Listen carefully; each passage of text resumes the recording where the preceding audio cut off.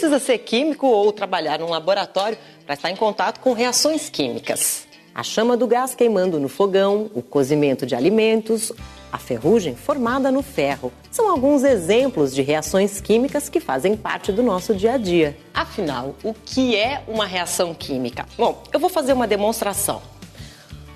Uma reação química acontece quando uma substância chamada reagente entra em contato com outra substância também reagente, formando novas substâncias, o produto. Que no nosso caso aqui é o gás carbônico, que sobe em forma de bolhas. Oi, Guilherme. Tudo bem? Oi, Carla. Tudo bem? Tudo jóia. Olha só, hoje eu também vim para o laboratório para aprender um pouco mais sobre as reações químicas. Que ótimo. E qual foi a última reação que você fez? Olha, a última que eu fiz foi mergulhar um comprimido efervescente em um copo de água. Olha que interessante, uma bela reação, não é? E para começar essa conversa, eu achava interessante a gente estudar um pouquinho o conceito de óxido-redução primeiro. E para ilustrar esse conceito, vamos fazer uma reação de óxido-redução com alguma coisa que a gente tem na cozinha da gente também, que é a palha de aço. E o que nós vamos fazer é acelerar essa reação com um pouquinho de calor na forma de fogo, promovendo uma combustão. Vamos lá. Olha só que interessante. A reação acontece rápida. Também vemos aqui liberação de calor, de luz, o que são evidências de reações químicas. E o aspecto da palha de aço modifica bastante, não é? Olha só. Indicando também a formação de uma nova substância. E vamos comparar esses dois materiais.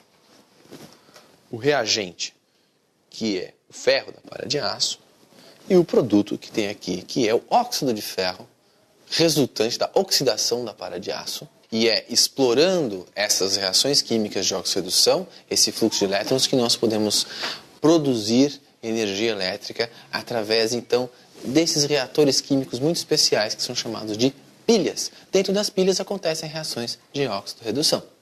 Uma pilha é um reator, onde os reagentes oxidante e redutor estão em compartimentos separados. E aí temos vários tipos de pilhas, com vários formatos diferentes, mas essencialmente a ideia é a mesma. Aproveitar uma reação de oxirredução, fazê-la ocorrer em compartimentos separados e uni-los eletricamente por um circuito externo.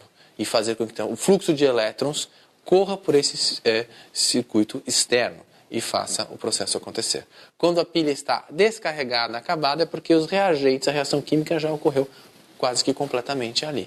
O tamanho da pilha diz o quanto tempo a pilha vai durar. Eu tenho mais reagentes para a reação acontecer. E a voltagem da pilha depende do tipo ou da reação de oxirredução que eu escolho para fazer a pilha.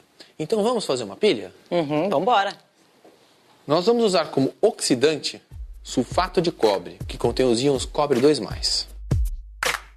E como redutor, eu vou usar o metal zinco. Então eu tenho uma substância na forma metálica, que será oxidada, que é o zinco metálico, e uma outra substância, o cobre, na forma de sal, na forma iônica, não é? Que é o sulfato de cobre, que é aqui o sal. Eu vou mergulhar a chapa de zinco nessa solução e nós vamos observar a reação química, o tipo de reação química de oxirredução que nós vamos usar para construir nossa pilha posteriormente. Parece que alguma coisa se formou na superfície do zinco que tem esse aspecto vermelho. Isso é uma plaquinha de cobre, cobre metálico. Aqui nós temos o cobre iônico, não é? Sim. Cobre 2+. Então, por aqui dá pra gente ver que o que está sobre a placa de zinco é cobre metálico. Então, nesta reação de oxirredução, o zinco foi corroído e transformou-se em íons zinco, que ficaram aqui na solução. Que eu não posso ver, assim, muito facilmente, porque o zinco é incolor. Mas o cobre que estava na solução, era oxidante, ele é reduzido. E ele se deposita sobre a superfície do metal. Então aconteceu uma reação direta entre os íons da solução e a superfície do metal e formou-se o cobre reduzido na superfície do metal. O cobre metálico não é exatamente igual à barra, porque ele é formado aqui na forma de um pó muito fino, mas dá pra gente ver que é cobre metálico. Então a reação química é zinco, cujo símbolo é Zn, não é? Sólido na plaquinha, porque estou com uma substância simples, né? Mais cobre, que está em solução na forma de cobre 2+, e eu vou representar aqui com Aq de aquoso, sofre uma reação química, representada pela seta, e origina o quê? O zinco 2+, que foi para a solução na forma iônica, que é incolor, nós não vimos, mais o outro produto que é o cobre metálico, que se depositou sobre a placa de zinco. Nesta reação, então, o zinco é o redutor e foi oxidado. Então, o zinco é convertido a zinco 2+. Nesse processo, ele perdeu 2 elétrons. E o cobre é reduzido a cobre zero. Ele ganhou 2 elétrons. Zinco é oxidado, cobre é reduzido. Já é possível gerar uma corrente elétrica que eu possa aproveitar? Ainda não, Carla. Aqui nós apenas temos uma reação de oxirredução que nós podemos então usar para produzir uma pilha. Mas para produzir a pilha, eu vou ter que separar as coisas de modo que os elétrons que saem do zinco e vão para o cobre percorram o circuito elétrico. De um lado da pilha, eu tenho que ter então o zinco metálico, certo? De outro lado da pilha, eu tenho que ter o cobre iônico. A coisa tem que acontecer de tal forma que isso aconteça em 2 compartimentos. Mas se eu só colocar esses 2 reagentes nos 2 compartimentos, não acontece reação nenhuma.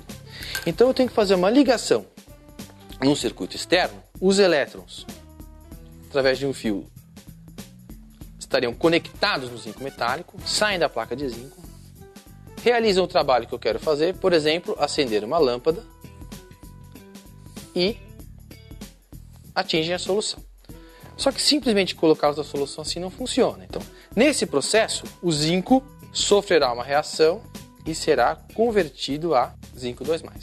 E o cobre sofrerá uma reação e será reduzido a cobre zero.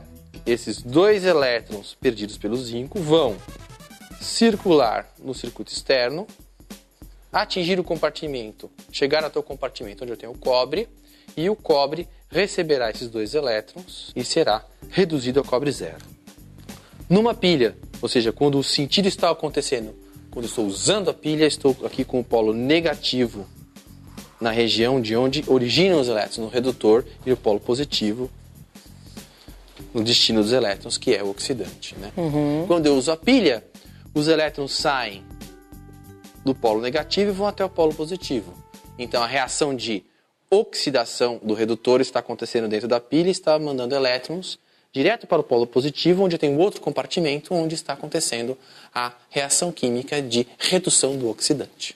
Então, embora as coisas estejam acontecendo em compartimentos separados, o processo global é um processo só. Quem foi que pensou a primeira vez em fazer uma pilha? Considera-se que a primeira pilha foi construída pelo cientista italiano, um físico chamado Alessandro Volta, e teve a ideia então de construir uma sequência de pequenos reatores empilhados um sobre o outro, que é conhecido como a pilha de Volta. Então ele fez uma pilha de vários metais, não é? Na verdade é uma repetição dos mesmos metais, e intercalados com um material poroso, onde ele colocava uma solução ácida ou uma solução salina. Esses fios então conectam as extremidades dessa pilha, não é? Nos polos positivo e negativo, e conectando-se outros dispositivos aqui nesta pilha, então era possível então aproveitar essa energia elétrica.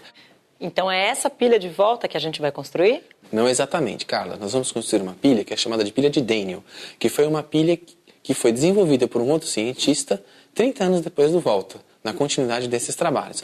Então aqui eu tenho uma solução, essa solução incolor é uma solução de sulfato de zinco. Esta solução azul é a mesma solução que nós trabalhamos antes, é uma solução de sulfato de cobre. Na solução de sulfato de cobre, eu vou colocar uma placa de cobre metálico. Na solução de sulfato de zinco, eu vou colocar uma placa de zinco metálico. E essa mangueirinha, o que é? Essa mangueirinha chama-se ponte salina. Lembra que na pilha de volta tinha um material poroso, com solução de íons, com solução salina? Lembro. Aqui nesse caso nós substituímos o material poroso por uma mangueira curva contendo uma solução de sal. A transferência de elétrons aqui vai acontecer por um circuito externo. Mas no caso desse circuito externo, pode ser qualquer aparelho elétrico que use essa corrente elétrica. No caso, nós vamos medir já quantos volts nós estamos obtendo aqui com um instrumento de medida chamado multímetro. Isso é um multímetro. E nós poderemos acompanhar a voltagem da pilha. Veja só, No momento em que eu conectar o multímetro nas placas metálicas, os elétrons poderão fluir do zinco para o cobre e então produzir corrente elétrica, e vamos ver qual a voltagem que está associada a essa pilha. Eu esperava obter com essa pilha cerca de 1 volt. A voltagem que se obtém numa pilha depende da reação de óxido-redução que eu estou realizando aqui. Portanto, é uma coisa que está associada com a natureza da reação. Nós dizemos que isso é a diferença de potencial elétrico entre os dois eletrodos, entre os dois compartimentos. Quanto maior a diferença de potencial, maior a tendência da reação química que nós estamos usando a acontecer. Então, agora, fazendo uma representação esquemática dessa pilha, no polo negativo, que é onde é a barra de zinco, então os elétrons saem, percorrem o circuito externo e chegam até a barra de cobre, que é o polo positivo. No lado da barra de zinco, a barra de zinco é então oxidada, ela é consumida. Então, aqui, o zinco metálico passa para a solução na forma de sal de zinco, zinco 2+. E no lado do cobre, cada vez que isso acontece aqui, um íon cobre 2+, a solução, é incorporado à barra de cobre. Com o passar do tempo, a barra de zinco será corroída e íons cobre serão incorporados à barra de cobre. Se nós pudéssemos pesar, veríamos que a barra de zinco fica mais leve e a barra de cobre mais pesada com o passar do tempo. E só mais uma coisinha, Carla. Muitas pilhas empregam reações químicas que envolvem ainda metais pesados, metais que são tóxicos para nós, tóxicos para os outros seres vivos e que, portanto, não podem estar no meio ambiente. Por isso, é fundamental que a gente jamais descarte uma pilha em lixo comum. Sempre descarte a pilha no lixo para pilhas que você encontra perto da sua casa. Verdade, muito bem lembrado. Então, bons estudos e até a próxima.